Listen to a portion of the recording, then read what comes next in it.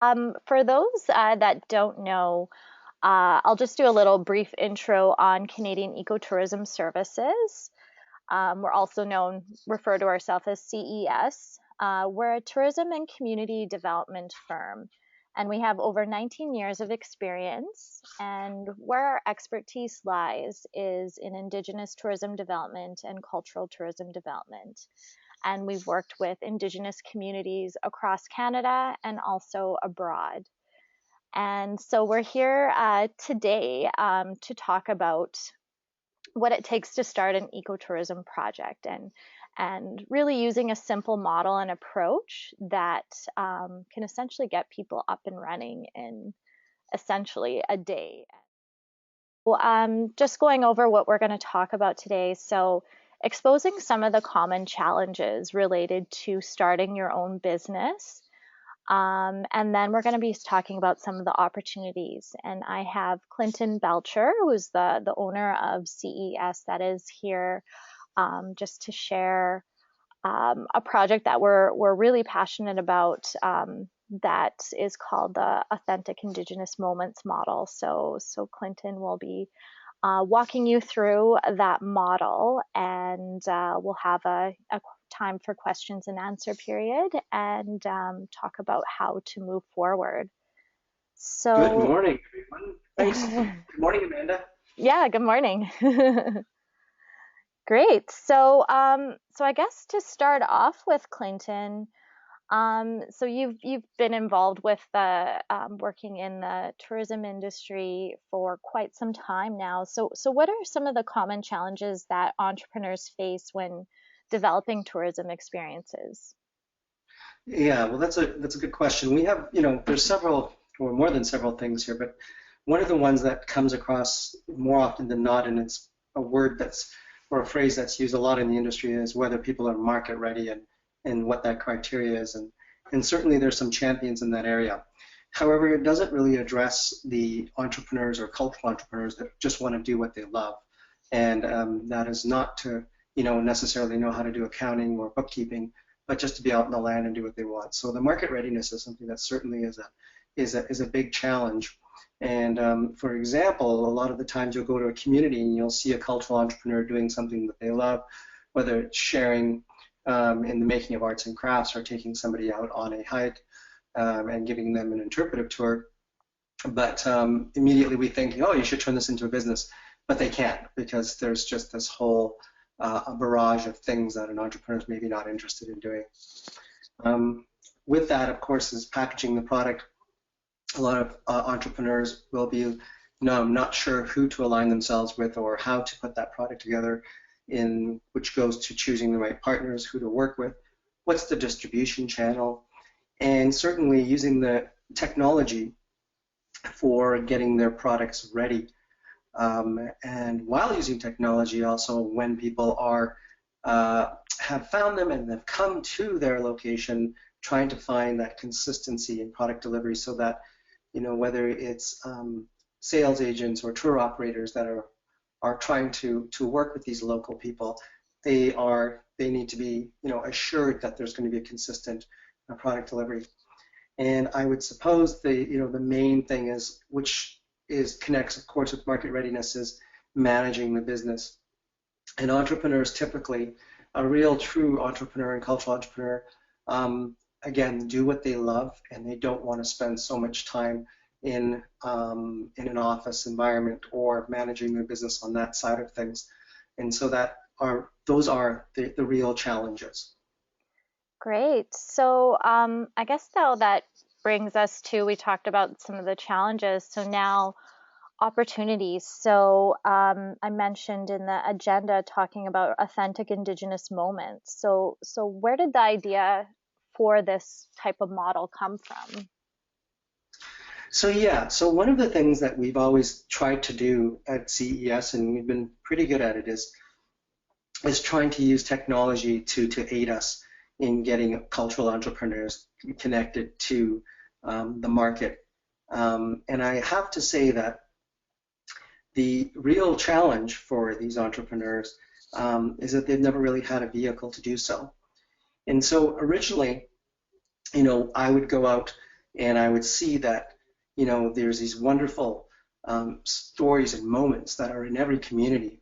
And so I've probably been to now over the years, I would say pretty much close to 100 different communities. And with the Indigenous communities in particular, I've always stumbled across these moments. And they always say, our best travel stories come from the unexpected moments. And with cultures, it's so true because these unexpected moments, whether you're walking down and you catch a fisherman, and here's one, for example, that this was on the Rupert River, and I managed to, the gentleman on the left, the late Sherman Horadier, wonderful, wonderful cultural entrepreneur. They were catching and netting whitefish and then smoking it and whatnot. And this was a moment, and we actually did it together, and then we made a nice blueberry, some blueberry pies after that as well, and it was just something else. It was so special. And it was right away, it's like, well, how do you turn this moment into something that can work, and how can you connect this to the tourists and people looking for these escapes? And so often it's just, it's 1 hour long or 2 hours long.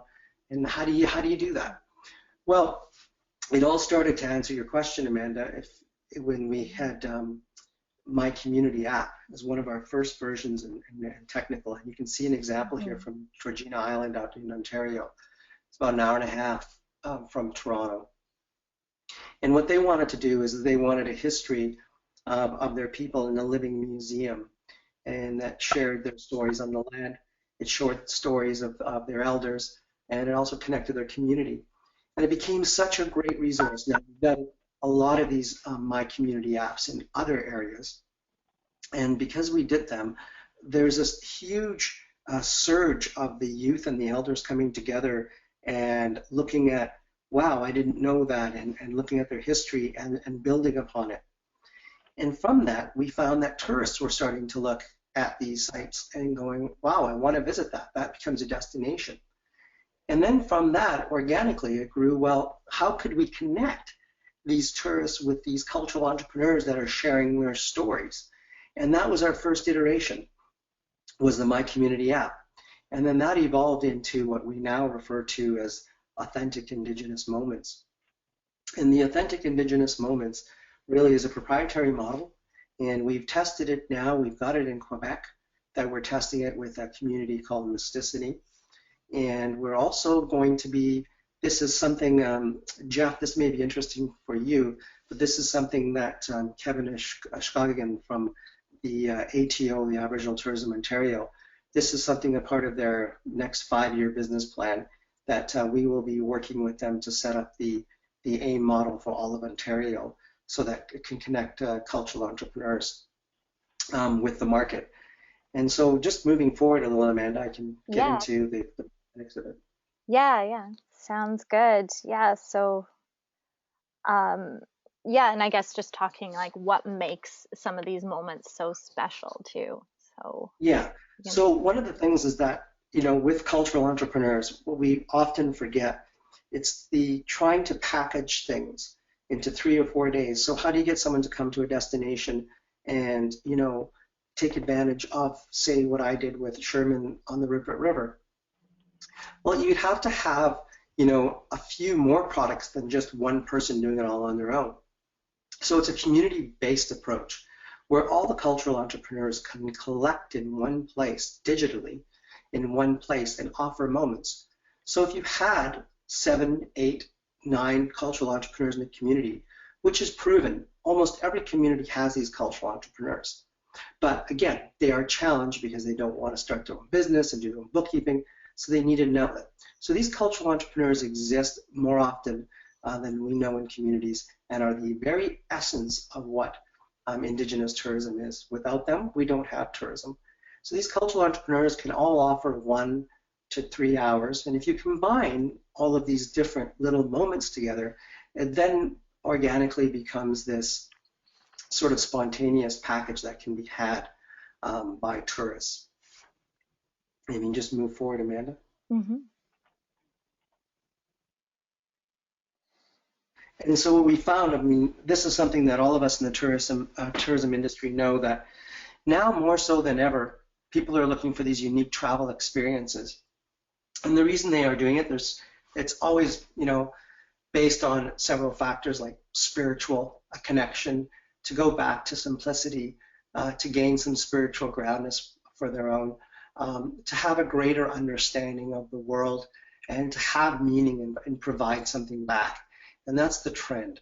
And so whenever they have a travel experience where they can come across these unique, spontaneous moments where they're running into Indigenous people and start talking about their way of life, or even something as simple as sitting down and having a lunch with them, it gives that tourist more than any package orchestrated sort of Disney aspect can give it. And that's what people are looking for, is this real, I know the word authentic is overused, but they are looking for a meaningful experience and be authentic. And so the idea of these unique travel experiences is how did we came about with the AIM program, is how can we package this and put it all in one place. And so the idea came that what if the cultural entrepreneur didn't have to worry about the business model? What if the cultural entrepreneur didn't have to worry about marketing and branding? And what if the cultural entrepreneur didn't have to worry about distribution channels and bookings and taking credit cards and payments, etc.? What if they could just do what they love, which is to be out on the land or to be providing that connection with their tourist? So moving ahead,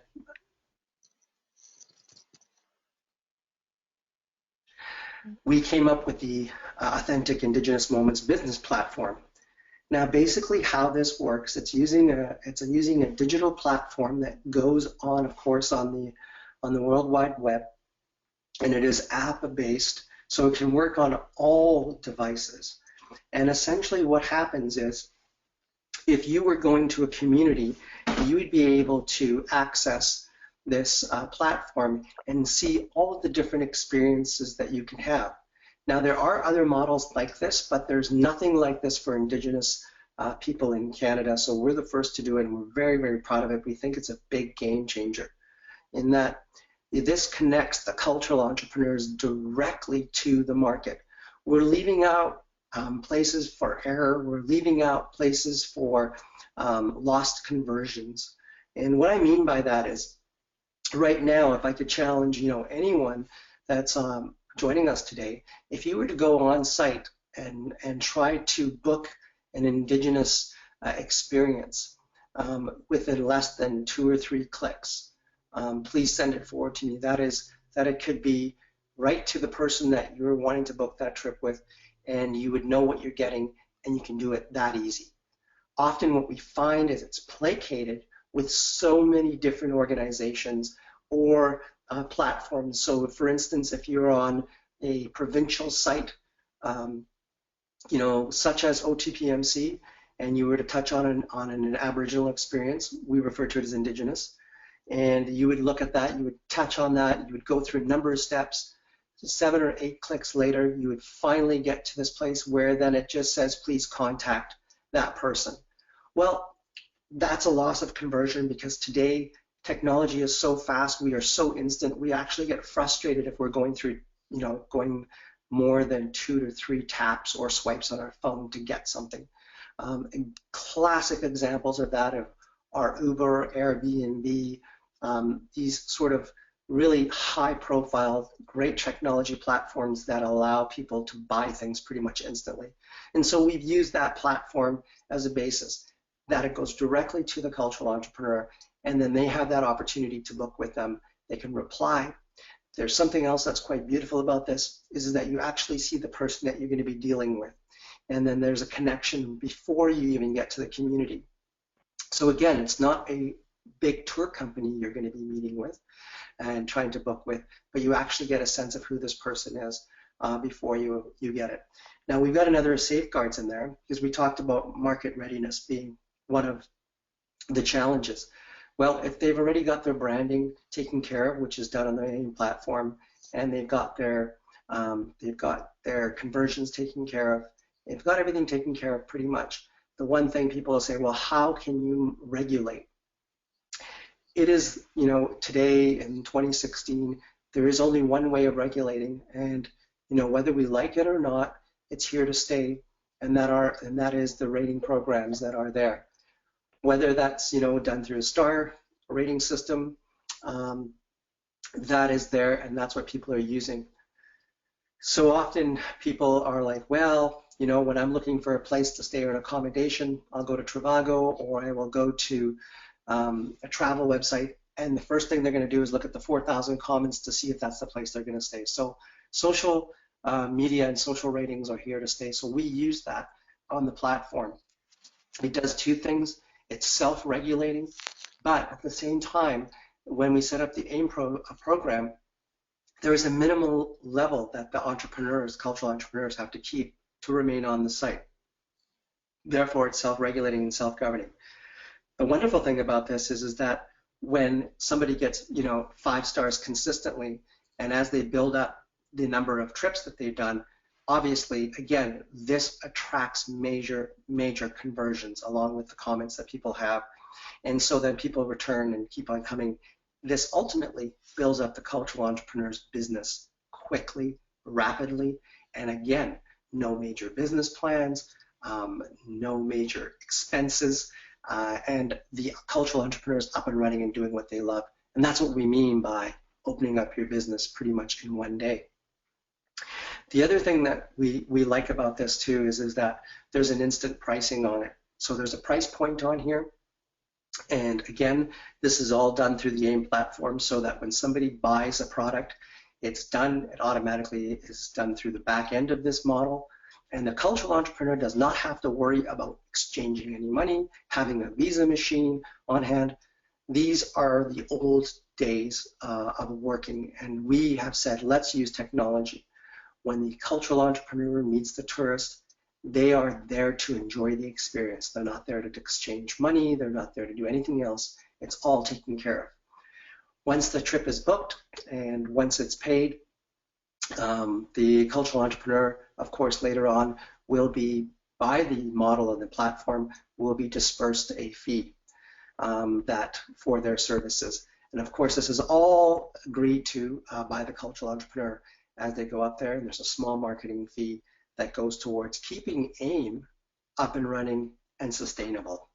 So that's essentially how it works, is that people can connect directly to the cultural entrepreneur, self-regulating, instant conversions, and booking is all done wonderfully.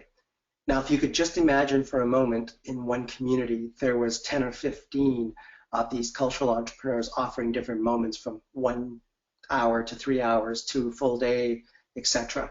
And how wonderful it would be if you were traveling on business and you could simply just take advantage of one of these 1 hour interludes with an Indigenous cultural entrepreneur. That would be amazing. And I know we all wish for that, but we can never do it. Well, this is what AIM does. It allows us to do that. So you just move along, Amanda. That'd be great. Yeah. I'm not sure if you've seen Tim's question on the side, but Sure. we could, if we want to address that now or when the time is right. He's just asking if we could just address the challenge with tribal entrepreneurs to share their culture and traditions when there's a disagreement within their own I tribe. understand. Yeah, about what Right. could be shared.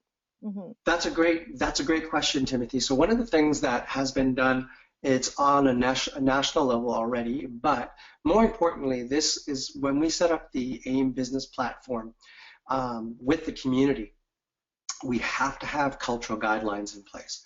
So cultural guidelines are set up, and that also works with the community as far as what they want to share. So simplest example would be, someone that wants to go into a sweat. Well, sometimes the sweats are just for the community and it's ceremonial and it's not to be advertised and sold. So that's something that the community has to come up with as far as their cultural guidelines and what's accepted. The other thing is that when the cultural entrepreneurs come up to put up their product, they have to also again, at the community level, present their product, and I'll show you a little bit later in the presentation of what's required. And at that point in time, if it is one of those items that, you know, there is debate, or there is the authenticity is questioned, or even sharing something that is sacred to the community is questioned, at that point in time, the person that is running the AIM model in the community can address it, and it can be taken care of with the cultural guidelines. And it's a great question. It happens all the time. However, I have to say with the AIM model, we're finding just with the moments that there are more opportunities to do things to avoid these conflicts. And it also ranges from youth to elders being involved in this cultural entrepreneurship. I hope that answers your question. Great, thanks, Clinton. So I'll just move along to the next slide here. So right. I guess, yeah. So now that we kind of have the background, it's time just to, I guess, just talk through an example of what a typical moment would be. Sure. So when we were on site with the community, and we're going through, and we have cultural entrepreneurs. So again, I'll share with you 4 of the things that are critical to building this, aside from just using the technology. But just to test drive it, to give you an idea, if we were to do a 1-hour authentic experience, you know, this is as basic as it gets. We sit down with the cultural entrepreneurs, and just, you know, and we say to them, you know, how much would you charge, and what makes it unique and special? What makes yours unique and special? And what makes you special as a host? And now those questions seem quite, you know, basic, but here's why. Because the big part of the marketing and the connection to having an Indigenous person is to make sure that that host has something special, and that host has the ability to connect with tourists. So when we ask them what makes you special, I mean, when we had our late Sherman, one of the things he used to say is that, you know, one thing that makes me special is that I love my culture. I love to laugh. You know, that's what makes me special. And so his joy for life and his love for his culture was enough to brand that as this is the man, and we know his intentions are for preservation and to really share his culture and grow with it. And then, you know, really, if you look at this picture, this is essentially how it could work. So let's just say this is a 1-hour drum making workshop, and you're with a cultural entrepreneur and they're going to teach you to do this. Then, you know, we'd say to the entrepreneurs, well, what do you think is a fair price for this? Well, you take out obviously your costs of goods, which is, you know, the drum making supplies, whatnot. And let's say you came up at a number of $65 an hour for this workshop, and then they walk away with a drum. And essentially, the cultural entrepreneur makes about $30 a person. So if you do the math, you know, let's say with this group here, that cultural entrepreneur in 1 hour, in 1 day, can walk away with $300. Now this takes care of another major challenge. That is, everyone says, you know, it's great, I want to get it into tourism, but I can't afford to do it. I have a real job. Well, here's a model that allows that person to have their real job and switch over. In other words, cross over until their business becomes sustainable. So, you know, it's not long before someone like Sherman does this 10 times and realizes that, you know, he's now, you know, he's made $3,000 and he's done 10 hours of work. I mean, there's a lot more work behind the scenes, but as far as presenting and being with the group, and it doesn't take long to figure out $3,000 in a week. Hey, you know what? Maybe it's time for me to switch this to be a full-time thing. And there we have that organic growth. We have the cultural entrepreneurs building their business without risk, and just with seeing the merits of how this program works, and collecting and revenues in a sustainable, safe way. Again, the rating systems, and you look at somebody that's booking this and they go, wow, we loved it, and more people come in, more people take advantage of this. Wow, this could be just an unbelievable base for that entrepreneur.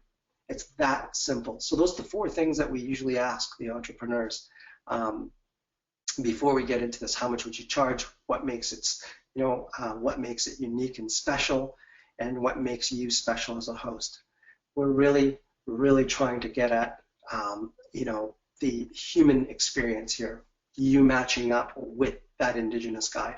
We've lost that. As far as tourism marketing goes, we've got so stuck with these packages and trying to, here's an Indigenous experience, go push these packages. Well, what people really love is to connect with the people that are there and part of the land. And so that's what this arrives at. And we hope to do that and change the whole face of how Indigenous tourism works in Canada, at least. Great. So moving forward, Amanda? Yeah, so I guess now the big question is just how do we make all this happen, and what's the methodology on moving forward? Well, as I mentioned to you before, we have set this up as a proprietary program, and it's the communities we work with, or on a regional basis, on a community basis, or even on a national basis. And I think once we get this set up in Ontario and it's up and running and it's tested out, I think it would only be prudent that it can be looked at on a national level with a TAC or something like that. But we want to do our due diligence first. On a community level, we're already doing them. As I mentioned, as an example, in Mistissini in Quebec, we'll be launching that. But there's something important, and that is there is a methodology to this. There's 4 very important steps to this. One is that every environment is different and has local realities. So every community sets itself up a little bit differently. Or on a provincial level, there's different needs. And so what we need to do is, for every community we go into, we do an operational plan. And what that operational plan is, it talks about who's going to monitor the AIM project, because you need someone in the community to actually run the software and to work with the entrepreneurs on a daily basis. It's a full-time thing. We talk about how the business will operate. We'll talk about safeguards. We'll talk about, how is it going to be sustainable? Because a lot of people will, have said so far as well, that's great that we can put up this platform, but who's going to pay for it? Well, the operational plan levels it that it is, basically self-sustaining, so that the percentage of the tours booked and the moments booked go back into the AIM, and it's a win-win for everyone. Marketing and awareness, of course, this is done on several levels. One, the obvious, is the marketing and branding of the site itself, the AIM site. There is huge branding standards, and we're very, very big on the branding standards, in that there's a consistent look, that the pictures have the same or high resolution, that there is, when you look at it, it looks as one, and it looks like it's all the same, from the same place. And it's also the marketing and branding to the distribution channels, and also, of course, right directly to the users and the buyers, the purchasers, the people ultimately going to click on their iPhone and buy this. There's also awareness within the community that has to take place. So we do that on the ground, and we invite all the cultural entrepreneurs, and we have them go through a workshop, and they actually develop their moments right then and there. And there's also an awareness to the community of what's expected to come, how is it going to work, and how it can be supported. Then we go to the third step, of course, the technology, because although we have this platform developed and designed, it's proprietary, we still have to cater to the needs of each community or each region or province. And by that, I mean we have to tailor it so it works exactly for that community. And so we do the technology, and we do the back office of how it's going to manage the payments, etc., how it's going to pay out, and of course redundant systems and safeguard systems in there so that nothing can be lost. And then at the deployment itself, we do a huge launch. It's well known, everyone in the province. We look at all the partners, we get them on board, and we also go abroad on an international. The other thing about the deployment is it also works hand in hand with the Google Analytics inside of it too. So we want to make sure we're going after conversions. We want to be smart about it, and we want to have target market using a digital presence. The last, of course, is management and maintenance. That is to keep this program going and how it's managed, how it's updated, how it's maintained, and so it's fluid and that it is active 24/7. And so those are the four things that we do in getting AIM in a community or in a region or a province. And those are critical things that we have to do. The idea, it sounds easy, but without these four critical steps, it really can't happen. Great. Thanks, Clinton. So yeah, so that's the authentic Indigenous moments model. And so for anyone else that is interested, feel free to send us an email or give us a call. And we're happy to give you more information and kind of walk through how this model can potentially work for your community, business, or organization.